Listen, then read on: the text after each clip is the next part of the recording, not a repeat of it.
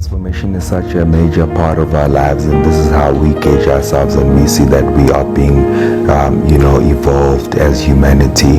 And one of the ways that the Bible advises us to transform is by the renewal of our minds. And this is an important piece that we have got to ultimately understand in this journey of life, that if we do want to see transformation, we have got a lot to do with how we renew our minds. We have got a lot to do with how we transform and change the way we think and the way we interact with everything that's around us.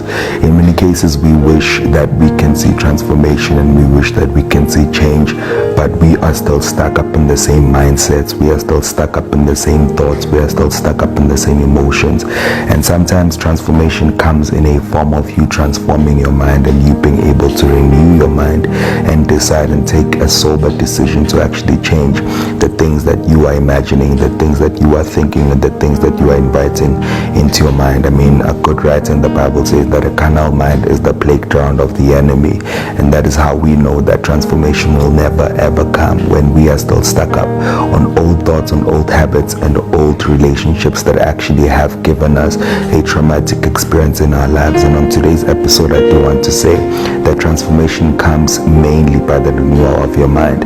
If your mind is renewed, then you are prone to move in the direction of how your thoughts are being gravitated and how your thoughts are being shaped. And this is exactly what needs to happen for us to ultimately experience transformation.